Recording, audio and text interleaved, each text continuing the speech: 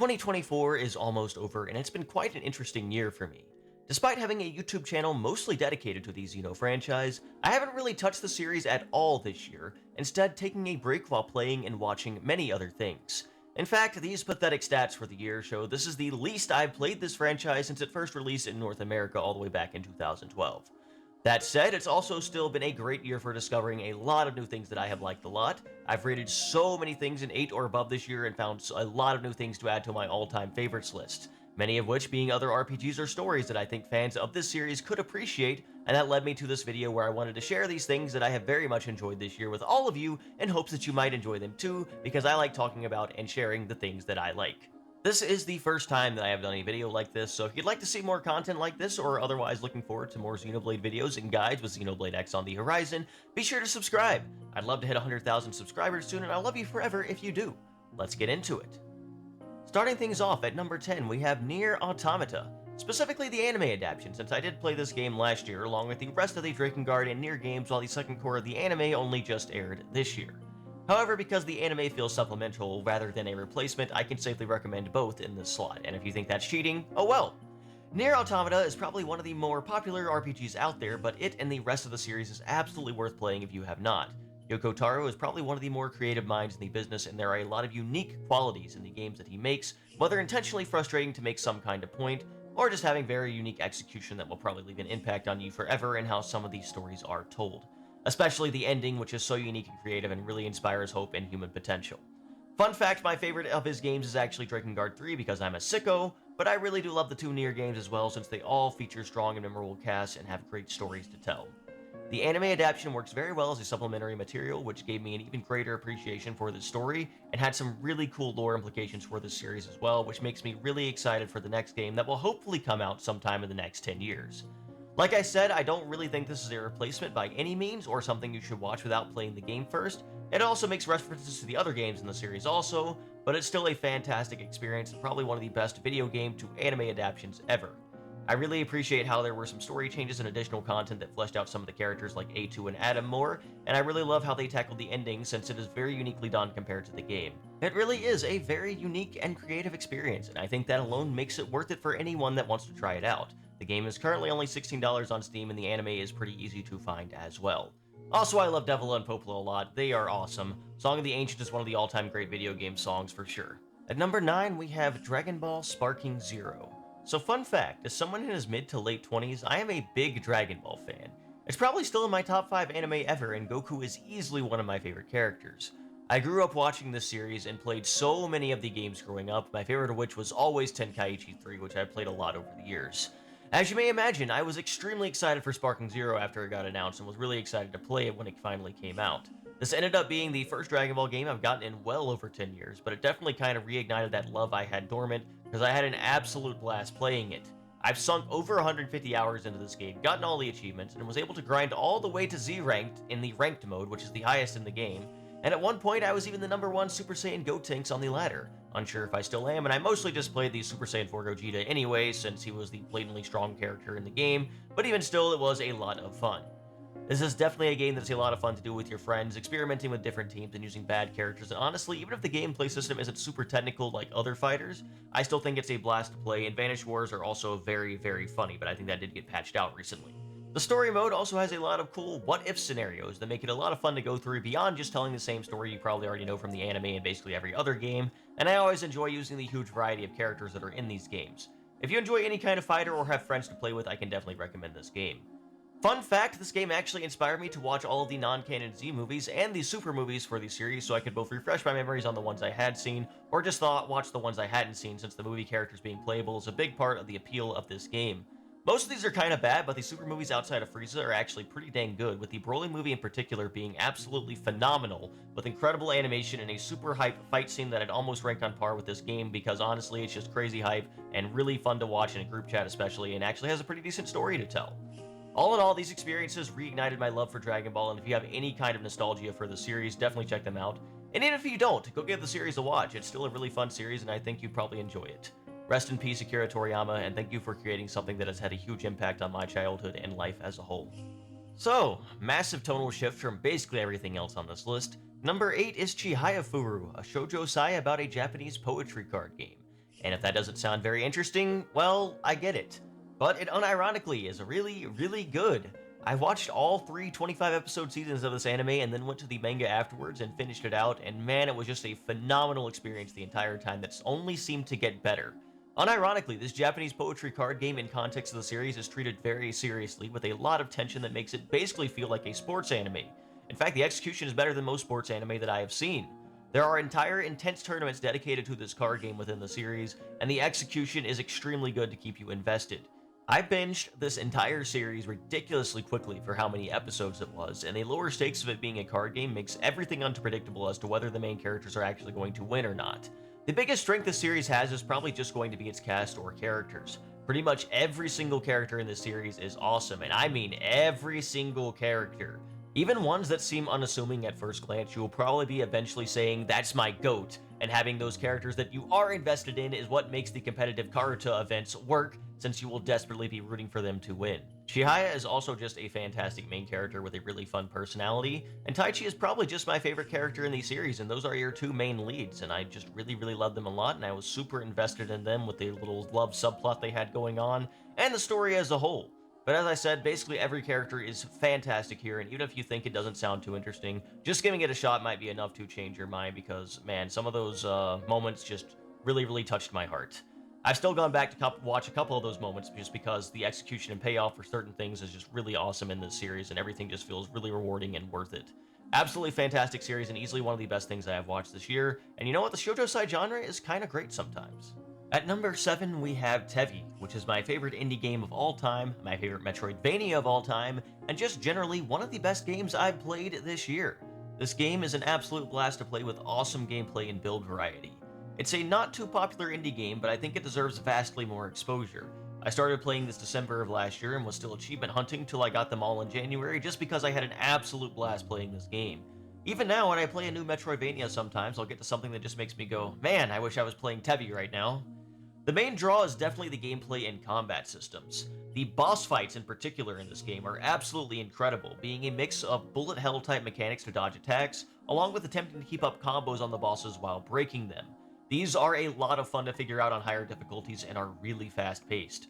You probably will not beat these on the first try, but they feel so rewarding to figure out the mechanics and how to dodge them, and each one is very memorable with great boss design.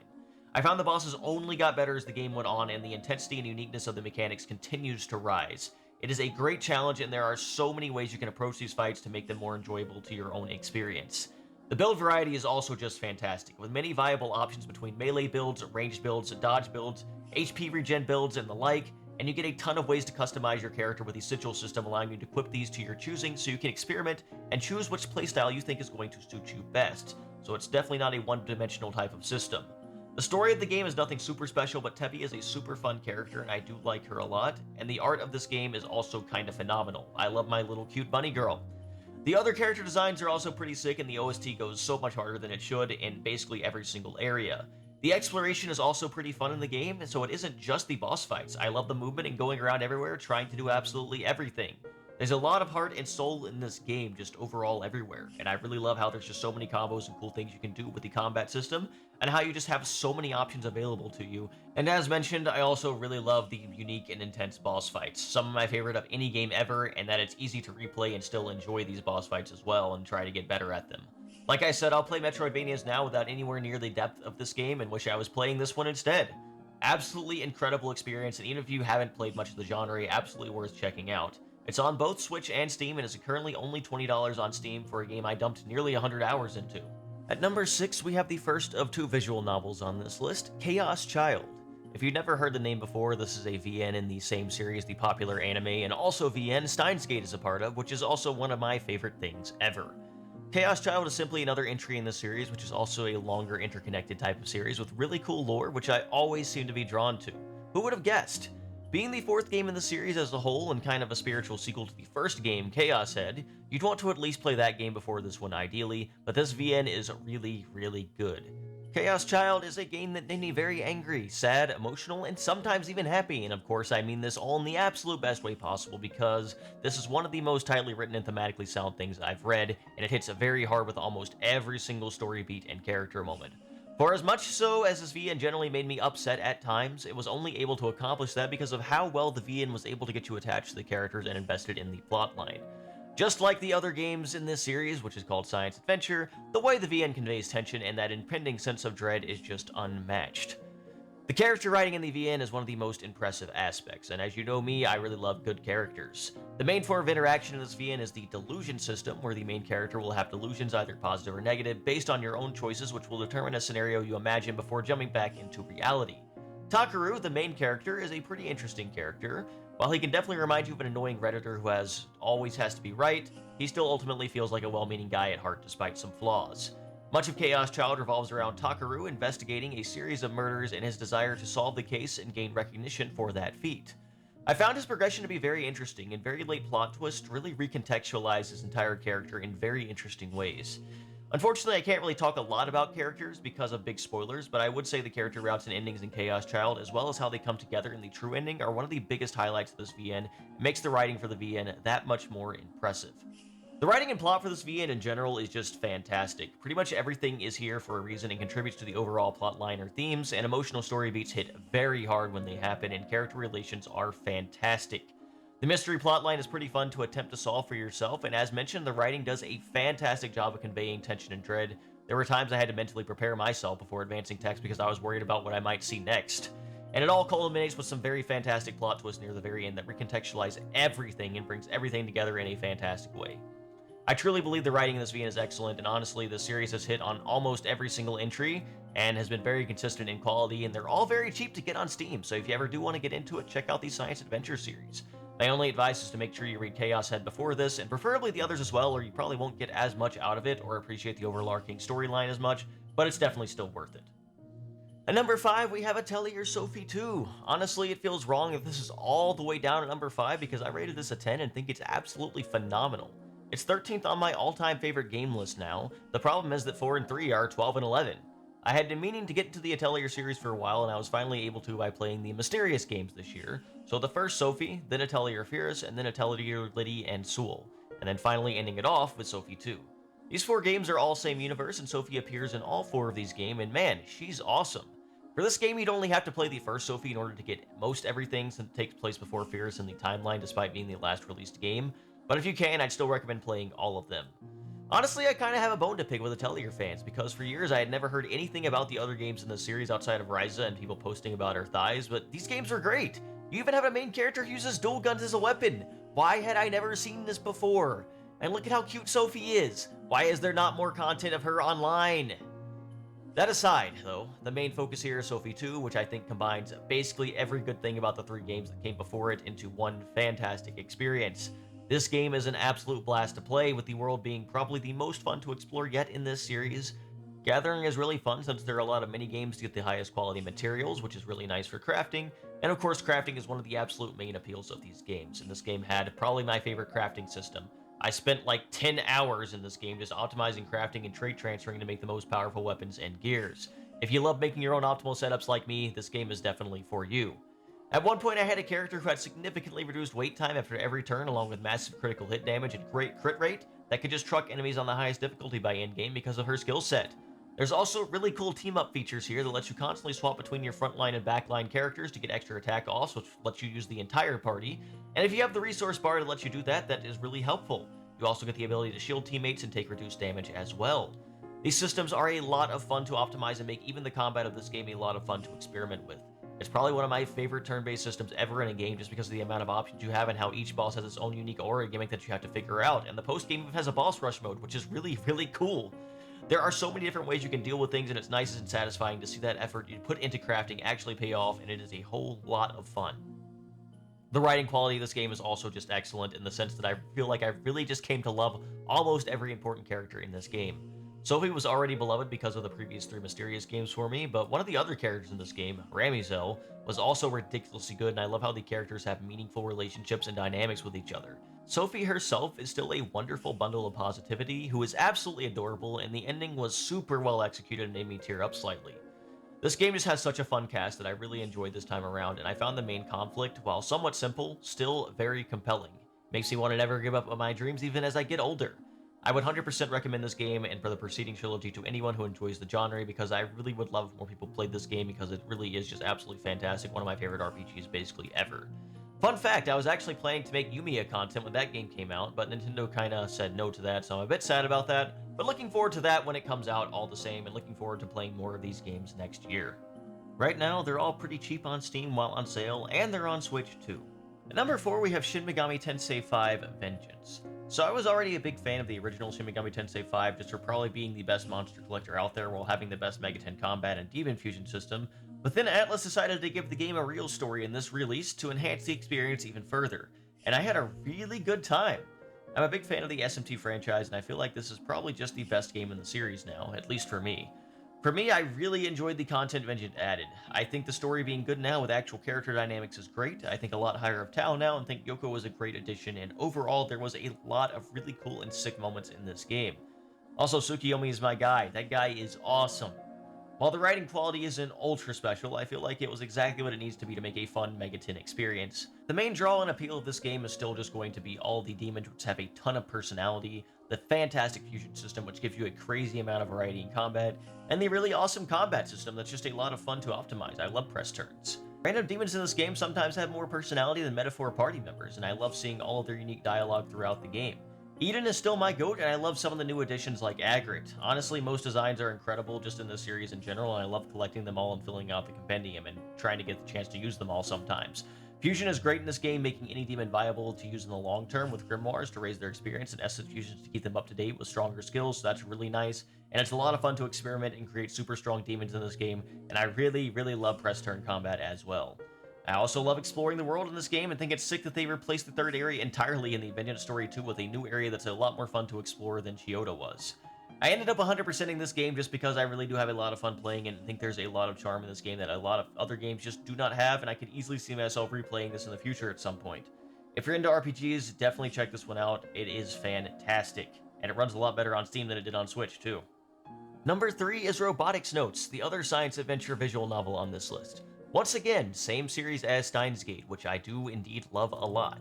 I won't lie, this VN is tailored for me. I am the target audience. Everything about this game feels tailored around my taste and appeals directly to me, and let me just tell you, as a big fan of the mecha genre and the science adventure series, Robotics Notes really was just kind of that tailored, perfect me-core experience. This game is a love letter to the mecha genre in general, with an incredible cast and the same type of thriller-based writing you can expect from the series. The slice of life moments remind me a lot of all the interactions I really loved in Steins Gate when I read that or watched that for the first time, and there are a lot of really cool connections both to Chaos Head and Steins Gate in this game. I really enjoyed my time with this VN and still regularly think about it to this day, even though I beat it like 8 months ago at this point. As you might guess, the most standout part of this visual novel was the cast and character writing. Pretty much the entire cast is fantastic here, with great interactions and solid development with a lot of personality for most of the characters. The biggest standout is Akiho, literally me, Senemiya, who is probably one of my favorite characters now just based on her unmatched enthusiasm and love of the super robot type of mecha.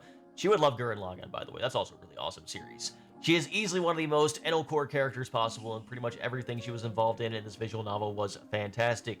Her entire character arc really resonated with me too, even beyond her wonderful personality, and she has some of my favorite cast dynamics in this game. Another cool character we get is the return of Nai Tenoji. Once a timid child in Steins Gate, she comes back in this game in her 20s with a much more spunky personality and much bigger role in the story. I really adored her character as well, even if she is definitely a fan service addition to the game. Frau is also excellent, the unhinged terminally online gamer girl that was done very well and was super entertaining every time she was on screen, and the other cast members are also excellent as well and all get their own story sections and focus in the visual novel to really flesh them out and give them great dynamics with each other. The cast is really what makes all of the story and plot moments hit harder as well, since you're so much more invested in them thanks to their solid writing. Did I mention that I really like Akiho? Because she is indeed very awesome. The plot this time around isn't quite as ambitious as some of the other games in the series, but it stays true to its roots. One of the major focuses this time around is on the Robotics Club, which is your main focal group of the game, attempting to build a giant robot in the real world. But you are limited by technology in this pursuit compared to mecha anime, so it's not quite like other mecha in that sense. There's a lot of love to the mecha genre as a whole in this VN, and a lot of very cool aspects and things I wouldn't have considered when watching a more traditional mech type series, so it is interesting to see how they incorporate it all here. I cannot tell you how many times I also DM'd a friend saying it's peak whenever something hype would happen just because of how well this game executed those moments. While it may not be as tense as many of the other games and definitely has more of a slice of life feel for much of the visual novel, I think it works very well for this game, and I enjoy the slower moments too, just for letting you connect to the characters and let you see more of their personality. The mecha genre, when done well, is truly undefeated, and I really loved this VN a lot. All in all, I think this is an experience that resonated with me a lot, and it's also easy to check out and doesn't require the other games in the series nearly as much, and it's only like $8 on Steam. And it's also on Switch, and it has mechs just like the Xeno series, so you should check it out. At number 2, we have Grand Blue Fantasy Relink. I'm sure you all saw this coming if you kept up with my channel the past year, and maybe you are confused as to why it isn't number 1, so let me just say it was really, really close. Ultimately, I decided I hadn't really thought a ton about this game or played it in the second half of the year, while number 1 is something I'm still thinking about and buying content and merch for. That said, Relink is still number 2 on this list because it is absolutely a phenomenal experience and the most fun I've had with multiplayer in a game in years. It is absolutely my game of the year and a ridiculously awesome experience. Even as someone who has never played the gacha, I found the presentation and execution of the story to be a lot of fun, and the gameplay is absolutely incredible, with each of the over 20 characters feeling unique to play with their own skill sets that made them all fun to learn and experiment with. I also love the general feel and skill expression in this game, and for a while it was so fun to play that it inspired me to make content on the channel for a while again, just because I was having so much fun. The multiplayer is truly where this game shined the most though. I still vividly remember my first time clearing some of the challenges with friends of mine and how much fun we had and how hype we got. Doing all of that is something I will probably never forget. Just listen to this. You have to kill him before he attacks. You have to kill him. Let him We got him! Oh, we got him! Let's go! Oh. Oh my god. Oh my god. That was hype. Oh my god! That was hype. That was hype. That's so good. Oh, that was hype, man. That was so good! Oh, I'm shaking. Dude, they do another DPS check and it's literally just killing the boss is insane. That was amazing. Holy That's shit. just like the rain in the damn game, bro. Needless to say, it was really awesome. And while I don't know if the experience now is entirely the same, if you do have friends you can play the game with, it's 100% worth it. And maybe you can even join the Discord server to find people to play with. The combat is a lot of fun and a lot of the bosses are really fun to fight. I think it also has so many unique playstyles for an action RPG that anyone could find someone that they really enjoyed using. I'd love if we eventually got more content, but I'm satisfied with the experience and near 500 hours I poured along with all the videos I made. Great experience and very close to number 1. Before number 1 though, let me throw out a few honorable mentions really quick, just because I really did experience a lot of really awesome stuff this year. Frieren just barely did not make the cut, but it is an anime that is just as good as everyone says it is. A certain friend of mine would definitely want you to watch it also. A Sign of Affection is another great shoujo romance anime featuring a deaf girl and her struggles that I enjoyed a lot.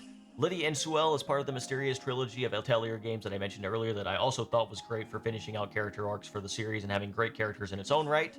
Cyanotype Daydream was another really good romance VM with a really unique and interesting structure to it. Stella of the End was a great post-apocalyptic sci-fi VM with a great father-daughter dynamic between the two leads that inspires hope even in a bleak world.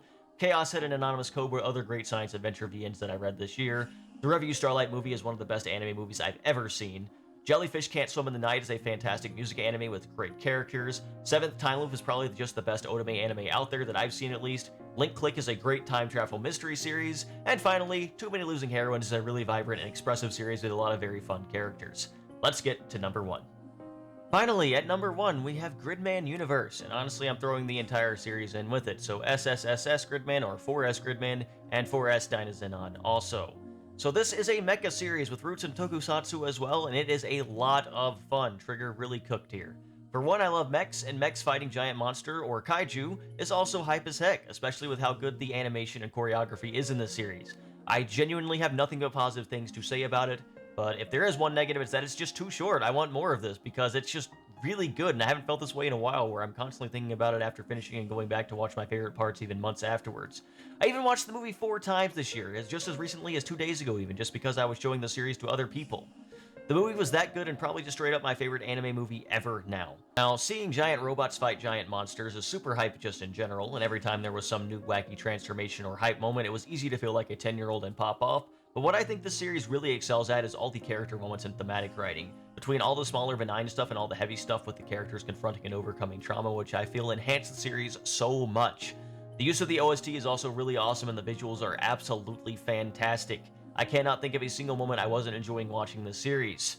For Gridman specifically, I really love Akane as a character and think she's probably the best character in the series, and think if you can relate and empathize with her, you will get a lot more out of it since she is pretty much the central focal point of the series, and the writing surrounding her is some of the best I've ever seen, with episode 9 in particular just being one of my favorite episodes of anime I've ever watched, just period. I already have a figure of her and heavily considering am getting another one just because I feel like the execution of her arc just really is that good.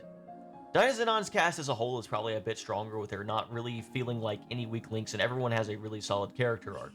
While it's not a super long series, it's one that really made the most of its time, and I also just really love how the series looks visually, which I think also made it a lot easier to get into it. These character designs are awesome. And then yeah, the movie is just so fantastic as a capstone, a really fun crossover with like a 20-minute super hype final fight that wraps up basically every character arc and answers every question while giving positive and hopeful messages. It's another series that I feel like is just tailored for me as someone who likes mecha and super robot stuff, and I think anyone could still get a lot out of it by watching it. I genuinely think this series is fantastic, and it's kinda sad it isn't more popular outside of Japan. And also, this series is proof that MAL ratings suck, because it should be considered a crime how low this and other mecha series are relative to other things, because man, this is awesome! Anyway, great series, highly recommended to anyone to check out, especially if you're a fan of Trigger or the mech genre, or just really good media in general. As I said, it's been a really good year. I've watched and played so much I enjoyed and got a lot out of, and I'm hoping that 2025 will be just as good. Really looking forward to diving into Xenoblade X and the new story content there again.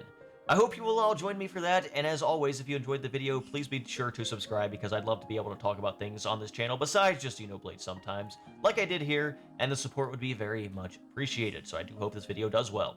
Thank you all so much for watching, have a blessed day, and hopefully I'll see you all back here soon for future videos.